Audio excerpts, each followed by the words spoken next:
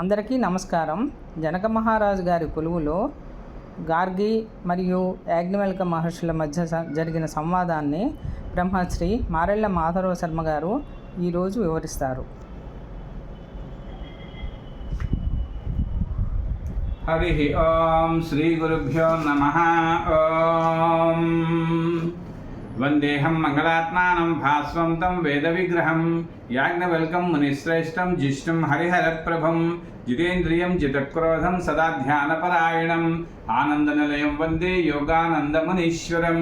ఓం గణానాం త్వా గణపతిం హవామహే ప్రియానాం త్వా ప్రీతం హవామహే నిధీనాం త్వా నిధిపతిం హవామహే వసో మమ అహం జానీ గర్భదం త్వం జాసే గర్భదం.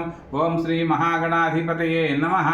హరి ఓం పరమాత్మా దేవతాభ్యో నమః, సూర్యనారాయణ దేవతాభ్యో నమః, ఆంజనేయస్వామి దేవతాభ్యో నమః, యాజ్ఞవల్క గురుభ్యో నమః, కాన్వ గురుభ్యో నమః, కాత్యాయని గురుభ్యో నమః, శ్రీరామశర్మ గురుభ్యో నమః, భగవతీ మాత్రే నమః, పుడపతి సాయిబాబా గురుభ్యో నమః, శంకరాచార్య గురుభ్యో నమః, రాఘవేంద్ర స్వామి గురుభ్యో నమః, దత్తాత్రేయ గురుభ్యో నమః. ఓం శ్రీ సిద్ధి బుద్ధి సహిత మహాగణాధిపతియే నమః. లక్ష్మీనారాయణాభ్యో నమః, ఉమామహేశ్వరాభ్యో నమః, వాణీ హిరణ్యగర్భాయ నమః, శచీపురంధరాభ్యో నమః, ఇష్టదేవతాభ్యో నమః, గ్రామదేవతాభ్యో నమః, స్థానదేవతాభ్యో నమః, వాసుదేవతాభ్యో నమః, సర్వేభ్యో దేవేభ్యో నమః, సర్వేభ్యో బ్రాహ్మణేభ్యో నమః. ఏతత్కారప్రధానశ్రీ యాజ్ఞవల్క గురుభ్యో నమః. ఓం మాతా పితృకమల చరణోభ్యో నమః. ఓం శ్రీ గురుభ్యో నమః. మనము గత 5 భాగాలలో చెప్పుకున్నటువంటి యాజ్ఞవల్క మహర్షికి మిగిలినటువంటి మునివర్యులకు జరిగిన సంవాదము జనక మహారాజు కొలువులో జరుగుతుంది. దాన్ని వివరించుకుంటున్నాం. ఇదంతా కూడా బృహదారణ్యకోపనిషత్తులో ఉంటుంది. ఈ బృహదారణ్యోపనిషత్ అనేటువంటిది 8 అధ్యాయాలు. ఈ 8 అధ్యాయాల్లో 6 అధ్యాయాలు మాత్రమే మనం చెప్పుకుంటూ ఉంటాము. మిగిలిన 2 అధ్యాయాలు అవి తాంత్రికమైనటువంటివిగా మన పెద్దలు చెప్పారు కాబట్టి వాటి గురించి మనకు వివరించలేదు, అందుబాటులో లేవు. రెండవది, ఇప్పుడు జరిగేటువంటి ఈ యాజ్ఞవల్క మహర్షికి మిగిలినటువంటి మునులకు జనక మహారాజుకు జరిగినటువంటి ఈ సంవాదము జనక మహారాజు కొలువులో జరుగుతుంది. ఇది 5-6 అధ్యాయాల్లో ఉన్నటువంటిది. ఈ బృహదారణ్యకోపనిషత్తులో 5-6 అధ్యాయాల్లో ఉన్నది. మనం చెప్పుకుంటున్నది 5వ అధ్యాయంలో ఉన్నటువంటి గార్గి మునికి మహర్షినికి మరియు యాజ్ఞవల్కులకు జరిగేటువంటి చరిత్ర సంవాదం చెప్పుకుంటున్నాం. గార్గి గురించి మనందరికీ కూడా 2-3 విషయాలు తెలుసుకోవాల్సిన అవసరం ఉన్నది. గార్గి యొక్క తండ్రి పేరు వాచక్రముని, తల్లి పేరు ముకుంద. ఈ వాచక్రముని బ్రహ్మ విద్యావేత్త. బ్రహ్మ విద్యను అభ్యసించి బ్రహ్మ విద్య గురించే ఎక్కువగా ఆయన ఆలోచన చేస్తూ తపస్సు చేసుకుంటూ ఉంటాడు. మిగతా విషయాల గురించి ఏమి ఉండవు. అటువంటి ఆ వాచకముని దగ్గర మునికి జన్మించిన ఆవిడే గార్గి. అందుకనే ఈమెని గార్గి వాచక్ర ముని అని సంబోధిస్తూ ఉంటారు. ఈవిడికి యుక్త వయసు వచ్చింది. చిన్నప్పటి నుంచి కూడాను ధ్యానము, తపస్సు, బ్రహ్మ విద్య వీటిల్లోనే తండ్రి దగ్గర నేర్చుకుంటూ ఉన్నది. వివాహం చేస్తానంటే తండ్రి చెప్తాడు వివాహం చేస్తానని. అప్పుడు ఆవిడ నాకు వివాహం వద్దు, నేను బ్రహ్మచారినిగానే ఉంటాను, నేను కూడాను ఈ బ్రహ్మవేత్తలు బ్రహ్మ జ్ఞానాన్ని కూడా పొందుతాను అని తండ్రి దగ్గర అడుగుతుంది. అలా కాదమ్మా, వివాహం చేసుకోవాలి అని చెప్తే, అయితే ఒక చిన్న ఒప్పందం ఏంటంటే వివాహం చేసుకుంటాను కానీ అయిపోయిన వివాహమైన మన్నాడే నేను సన్యసిస్తాను అని ఆవిడ తండ్రి దగ్గర మాట తీసుకుంటుంది. ఆ విధంగానే అటు వరుడు కూడా ఆ రకంగానే నేను కూడా సన్యసించడానికి సిద్ధపడ్డవాడిని, నేను కూడా బ్రహ్మవేత్తగా వెలగాలనే ఉద్దేశంతో బ్రహ్మ జ్ఞానాన్ని పొందాలి, బ్రహ్మ జ్ఞానాన్ని నేను ప్రబోధింపజేయాలి అనే ఉద్దేశంతో అతను కూడా ఆ రకంగా వివాహం చేసుకుని మన్నాడే ఇద్దరు కూడాను సన్యసిస్తారు. ఆ రకంగా గార్గి వివాహమైనప్పటికీ సంసారమైనటువంటి విషయాలు ఏమీ తెలియకుండా కేవలం ఆవిడ ఒక మునిగా యోగీంద్రుడిగా ఆ రకంగా జీవితాన్ని గడుపుతుంది. అలా గడుపుతున్నప్పుడు జనక మహారాజు కొలువులో జనక మహారాజు మనందరికీ తెలిసిన విషయమే, ఆయన పెద్ద యజ్ఞం చేస్తుంటారు. వేలాది మంది ఆ యొక్క మునుల్ని ఋషుల్ని అందరూ కూడా ఆహ్వానిస్తారు. ఆహ్వానించిన తర్వాత చెప్తాడు, ఇదిగో మహామునులారా, ఇక్కడ 1000 గోవులు ఉన్నాయి. ఈ 1000 గోవులు కూడాను బంగారంతో అలంకరించబడి ఉన్నాయి. వాటి కొమ్ములకు 10 గ్రాముల బంగారము అక్కడ కట్టబడి ఉన్నది. మీలో ఎవరు బ్రహ్మశ్రేష్ఠులో, మీలో ముఖ్యమైన శ్రేష్ఠ ఎవరు ఉంటారో వాళ్ళకి యోగీంద్రముని అనేటువంటి బిరుదాంకితముతో పాటుగా ఈ యొక్క బంగారంతో ఉన్నటువంటి ఈ గోవుల్ని కూడా మీకు సమర్పిస్తాము. కాబట్టి మీలో శ్రేష్ఠులు ఎవరో అని అందరూ కూడా అడగటం జరుగుతుంది. ఇది గతంలో మనం చెప్పుకున్నాం. అయినా ఒకసారి గార్గి గురించి చెప్పుకుంటున్నాం కాబట్టి ఇది చెప్పుకుంటున్నాం. అంతేకాదు గార్గి గురించి మనకు 2-3 విషయాలు ఉన్నాయి. మనం ఈవిడ యాన్సెంట్ కాలంలో ఉన్నటువంటి మహిళ. మొదటి నుంచి కూడాను ఈవిడ స్త్రీల పట్ల ఎక్కువగా శ్రద్ధ చూపించి the relation between individual to universe, అంటే వ్యక్తి నుంచి ఆ ఆకాశం వరకు, అంటే అంతం వరకు, అనంతం వరకు కూడా ఉన్నటువంటి అన్ని విషయాలు కూడా ఈవిడ విజడంగా ఆలోచన చేస్తూ ఉండేటువంటిది. ఈవిడ 7-8 శతాబ్దాల కాలం నాటిది. యాజ్ఞవల్క్య అంటే బీసీ కాలం నాటిది. ఇప్పటికి కూడా మనకు అందరికీ తెలుసు 700 సంవత్సరాలు బీసీ కాలం నాటిది ఈవిడ బ్రహ్మవాదిని. అప్పటికే బ్రహ్మవేత్తగా ఆవిడ చిరామణి అవుతుంది. స్త్రీలందరినీ కూడా ఒకచోట సమావేశపరిచి వాళ్ళని స్త్రీ విద్యను ప్రోత్సహించింది. అంతేకాదు ఆవిడ చేసినటువంటిదంటే the wisdom and strength of women, అనే విషయాన్ని తెలియజేసింది.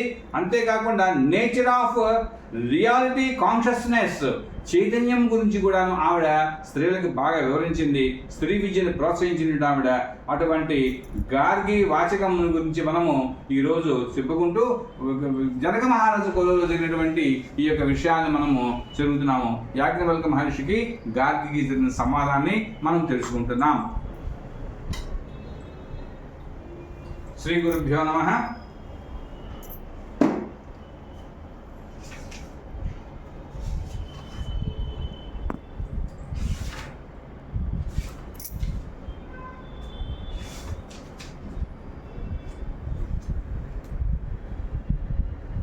సంవాదం జరుగుతుంది. ఏమిటి ఆ సంవాదం అన్నట్టయితే,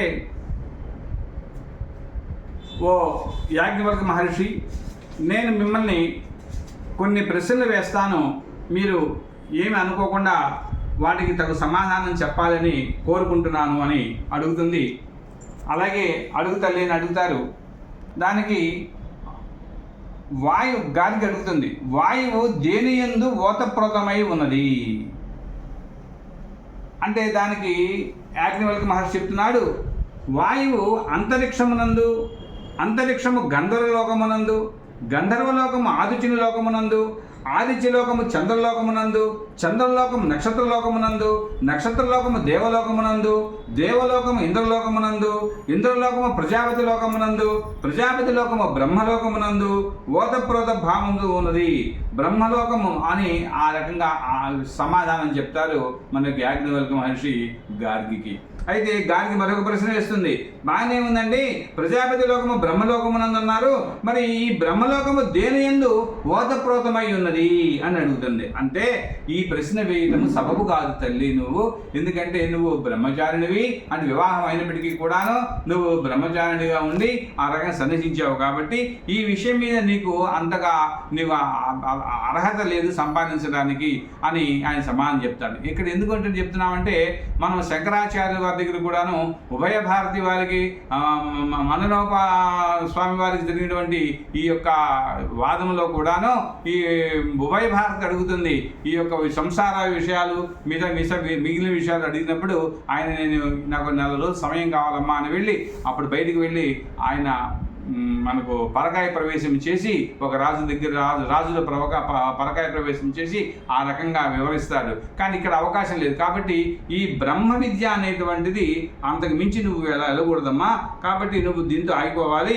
లేదు కాదు కూడా చెప్పాలంటే ఇది ఆగమ ప్రమాణము చే మాత్రమే తెలుసుకోవాలి తప్పితే ఇలాగా మనకు గురుముఖతగా నేర్చుకునేటువంటిది కాదు తల్లి అని చెప్పారు. అట్లా కాదు, నువ్వు న్యాయాన్ని అతిక్రమించి ప్రశ్న వేసావు అనుకో తల్లి, ఇది నీకు మంచిది కాదు, నీ నేను సమాధానం చెప్పావనుకో, ఆ సమాధానం నువ్వు భరించలేక నీ యొక్క శిరస్సు పగిలిపోతుంది తల్లి, ఇది నీకు అవసరమా అని అనగానే వెంటనే ఆ గార్గి యాజ్ఞవల్క్య మునికి నమస్కారం చేసి, స్వామి క్షమించండి, అయితే నాకు మరికొన్ని ప్రశ్నలు ఉన్నాయి, వాటిని మిమ్మల్ని నేను అడుగుతాను, దానికి మీరు తగిన సమాధానం చెప్పాలని కోరుకుంటున్నాను అని అడిగింది.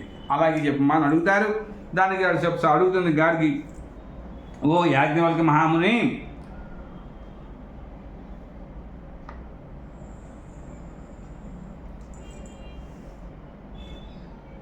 ద్యూలోకమున మీదను పృథివీ కిందను అనగా ఆకాశము మీద భూలోకముల కింద ఏది కలదో, మరియు భూత వర్తమాన భవిష్యత్తు సమస్తము దేని యందు ఓతప్రోతమై ఉన్నదో దాని వివరంగా చెప్పండి అని అడుగుతుంది. అంటే ఇక్కడ ద్యూలోకము, పృథ్వీ, దానికి ఉన్నటువంటి ఆకాశం మీద, అదేవిధంగా భూలోకము కింద ఏదైతే ఉన్నదో, భూతకాలము, వర్తమాన కాలం, భవిష్యత్ కాలంలో ఏదైతే ఓతప్రోతమై ఉన్నదో దాని వివరమని చెప్తారు. దానికి యాజ్ఞవల్క్య మహర్షి చెప్తున్నారు గార్గికి, ఓ గార్గి, ద్యూలోకము కంటే మీదను, భూమి కంటే క్రిందను, మధ్యమునందు, భూత వర్తమాన భవిష్యత్తునందు జగత్తంతయు కూడాను రూపము లేని అవ్యాకృతాకాశమునందు ఏకముగా కల్పించబడి ఉన్నది. ఆ అవ్యాకృతాకాశమే ఆత్మగా మనము గుర్తించాలి అని యాజ్ఞవల్క్యుడు చెప్తాడు. మళ్ళీ వినండి జాగ్రత్తగా. భూమి కంటే కిందను, ద్యూలోకము మీదను, మధ్యనందును, భూత వర్తమాన భవిష్యత్తు కాలమునందు జగత్తంతయు కూడా రూపము లేకుండా అవ్యాకృతాకాశములో ఏకీకృతమై ఉంటుంది, కల్పింపబడి ఉంటుంది, అది ఏ ఆత్మ అని యాజ్ఞవల్క్యుడు చెప్తే వెంటనే గార్గి నమస్కారం చేసి చక్కటి సమాధానం చెప్పారని నేను చాలా ఆనందపడుతున్నాను స్వామి, ఇంకొక ప్రశ్న కూడా మిమ్మల్ని అడుగుతాను, మీరు ఏమనుకోకుండా సమాధానం చెప్పగలుగుతారంటుంది. అప్పుడు గార్గి అడుగుతుంది, ఓ యాజ్ఞవల్క్య మహాముని, మళ్ళీ అడుగుతున్నాను, ద్యూలోకము కంటే మీదనో, భూమి కంటే క్రిందగానో, అండ కపాలముల యొక్క మధ్య భాగమునందును ఈ భూమి అంతరిక్షములు మరియు భూత వర్తమాన భవిష్యత్తులు ఏదియో ఈ సమస్తమును ఏ సూత్రమును చెప్పుచున్నారో ఆ సూత్రము దేని యందు ఓతప్రోతమై ఉన్నదో తెలియచేయండి అని అడిగితే దానికి సమాధానం చెప్తున్నారు ఈయన, ఓ గార్గి, అవ్యాకృతాకాశ స్వరూపము అవ్యాచకము కనుక అవ్యాచకమైన దాన్ని చెప్పినచో అప్రతిపత్తి, వ్యతిప్రతిపత్తి అనే రెండు దోషాలు కూడా ఉంటాయి, అది కూడా నీకు వివరిస్తాను చెప్పు అని చెప్తారు మాట యాజ్ఞవల్క్య మహాముని. అలాగే చెప్పండి స్వామి అంటుంది. ఓ గార్గి, బ్రహ్మజ్ఞానులు దానిని అక్షరమునందు చెప్పుదురు, నాశరహితమైన దాని యందు ఓతప్రోతమై ఉన్నదని పలికెదరు. అది స్థూలము కాదు, సూక్ష్మము కాదు, అణువు కాదు, పొట్టిదియు కాదు, పొడుగు కాదు, అలోహితము అంటే రక్తము లేనిది, చమురు కొవ్వు లేనిది, అస్నేహము, అధ్యాయము అంటే నీడ కూడా లేనటువంటిది, అతమము అంటే తపస్సు, అజ్ఞానము చీకటి లేనిది, అవాయువు అది వాయువుతో కాదు, ఆకాశంతో కాదు, అనాకాశము, అసంగమము సంగము లేనిది, అరసము రసము లేనిది, గంధము లేనిది అగంధము, అచక్షువు కన్నులు లేనిది, శ్రోత్రములు చెవులు లేనిది అశ్రోత్రములు, అవాక్కు మాటలు లేనిది, అమనస్సు మనస్సు కూడా లేనిది, అతేజస్సము తేజస్సు కూడా లేనిది, ఆ అప్రాణము ప్రాణము లేనిది, అముఖము నోరు కూడా లేనిది, అది పరిమాణము కూడా లేదు, ఇంత పరిమాణం అని చెప్పడానికి అది కూడా లేదు, అప్మాత్రము లోపలే లేనిది, అదే బయటనూ లేదు, అది దేనిని తినలేదు, దాన్ని ఎవరూ భుజించడం లేదు, అయ్యే దేనికి భోక్త కాదు, దేనికి భోజ్యమును కాదు, ఇదే అక్షరమగు వ్యాపకమైన స్వరూపము, అపూర్వమగు ఆ తత్వమును తెలుసుకొనవలెను అని యాజ్ఞవల్క్య మహర్షి తెలియజేస్తారు.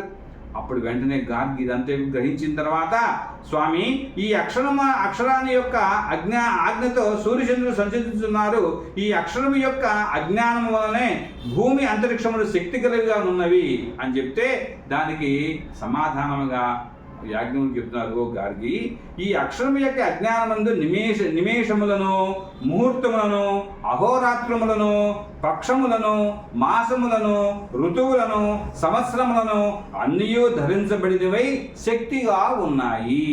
కనుక ఓ గార్గి, ఈ అక్షరము యొక్క శాసనముతో హిమవంతము మొదలైన పర్వతముల నుండి గంగా నదులు ప్రాణోముఖములుగాను, ఇతరములైన సింధు నది మొదలైన నదులు పశ్చిమాముఖములుగాను ప్రవహించుచున్నవి. కనుక ఓ గార్గి, ఈ అక్షరం యొక్క ఆజ్ఞతో దానహానములైన బంగారం మొదలైన వాటిని మనుష్యులు శ్లాఘించుచున్నారు. దేవతలు యజమానుని, పితృదేవతలు దరుహోమమును అనుసరించి ప్రవర్తించుతున్నారు అని ఆ యొక్క యాజ్ఞవల్క్య మహాముని గార్గి చెప్తూ ఇంకా చెప్తున్నారు. ఓ గార్గి, ఎవడు ఈ అక్షర పరబ్రహ్మమును తెలుసుకొనక హోమమును చేయుచున్నాడో, యాగమును చేయుచున్నాడో, తపస్సును పెక్కు సంవత్సరాలు చేయుచున్నాడో, అట్టి వాని యొక్క అకర్మ ఫలమంతయు అంతము కలదే అగుతున్నది. దానివల్ల ప్రయోజనము లేదు. ఎవరు ఈ అక్షర పరబ్రహ్మను తెలుసుకొనక ఈ లోకము నుండి మరణము పొందుతున్నాడో, అతడు జనన మరణ రూప సంసార కష్టము నిరంతరము పొందుతున్నాడు.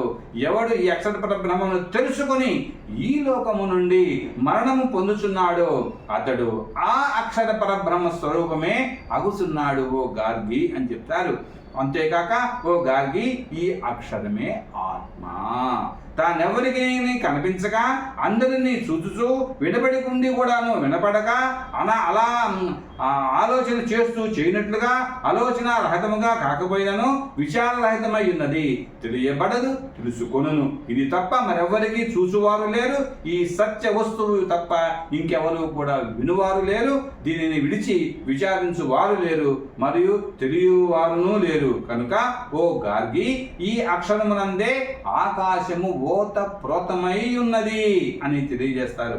ఆ పిమ్మట గార్గి లేచి నుంచుని, ఓ పుణ్యులకు బ్రాహ్మణోత్తములారా, మునీశ్వరులారా, యాజ్ఞవల్క్య మహామునికి వందనములు ఆచరించుతున్నాను. వారితో వాదము నుండి మనమందరము కూడా విరమించుకోవడం మంచిది. మీ ఎందెవరైనా వీరిని బ్రహ్మ విద్య చర్చయందు జయింపలేరని నేను చెప్తున్నాను. ఒక బ్రహ్మవేత్తగా బ్రహ్మ జ్ఞానాన్ని నేను విద్యను పఠిస్తున్న వాటికి దానిగా నేను అందరూ చెప్తున్నాను. కాబట్టి ఇంకెవరు కూడా ఈయన బ్రహ్మ విద్యలో ఈయనని జయింపలేరు. వాచక్రవ్యగు గార్గి ఆ రకంగా యాజ్ఞవల్క్య మహాముని ఆ రకంగా స్వామివారిని శ్లేషించి అది కూర్చుంటుంది, నమస్కారం చేసి కూర్చుంటుంది. ఆ తర్వాత ఇంకా చాలా మంది మధ్యలో లేస్తారు. ఇంకొక ముని ఉంటారు, ఆయన కూడా లేస్తారు. లేచి అడుగుతారు ప్రశ్న. ఆయన పేరే అరుణిపుత్రుడు ఉద్దాలకుడు. ఇతరు కూడా కొన్ని ప్రశ్నలు వేస్తాడు. దీనిని మనం తర్వాత ఎపిసోడ్లో మనము చెప్పుకునే ప్రయత్నం చేద్దాం.